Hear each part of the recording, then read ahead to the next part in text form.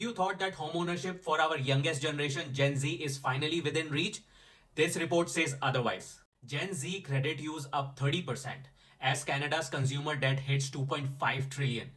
Canada's consumer debt climbed to a record 2.5 trillion in the first quarter of 2025, with Gen Z, newcomers, and subprime borrowers driving the surge. According to TransUnion, Canada's total consumer debt hit 2.5 trillion in Q1, with growth fueled by a 30.6% year-over-year increase in outstanding credit balances among Gen Z consumers. Meanwhile, newcomers to Canada accounted for 2.6 billion in new credit balances, at a 6.3% yearly increase. Mortgage readiness slipping as unsecured debt climbs. Many Gen Z clients are already stressed before they even start the mortgage process. Between student loans, credit card balances, rising living expenses, it's not uncommon for them to come with high utilization and very limited savings. Newcomers are carrying high interest payday loans debt, and Gen Z sees debt as a way of life. So they don't typically understand the cost. According to TransUnion report, line of credit balances grew 2.8% through Q1, with credit card balances rising 3.2% due to both growth in new cards and higher consumer balances overall. Ontario and Alberta lead the country in rising delinquencies. Alberta recorded the highest non-mortgage delinquency rate in the country at 2.35%, up 16 basis points from a year earlier. Ontario saw the sharpest increase in serious delinquencies, rising 17 basis points to 1.98. Here you can see ranking consumer non-mortgage delinquency rate, so 90 plus date past due on all products by province. Alberta is at number 1, where in Q1 of 2024 it was sitting at 2.19, and Q1 of 2025 that has risen to 2.35, a 16 basis points increase. Following that, at number 5 is Ontario, which was in Q1 2024 at 1.82, and Q1 of 2025 it is now at 1.98.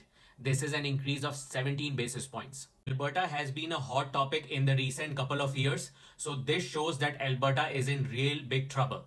Though Ontario is not far behind, but there has been a lot of inter-province migration from Ontario to Alberta, so that makes me wonder the housing cost is growing in Alberta, and people often go to their unsecured debts so that they can keep their housing expenses up to date. Previously, we talked about that Gen Z sees debt as a way of life.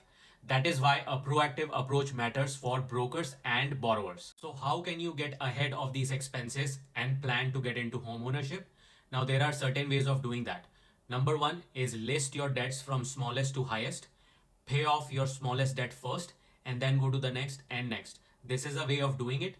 You can pause certain expenses, and you also need to build a small emergency fund. Most debt that we see is a result of overspending, not living within your means, treating credit like it's a supplementary income and you never have to pay it back, along with the general pressure from an increased cost of living that we see coast to coast in Canada.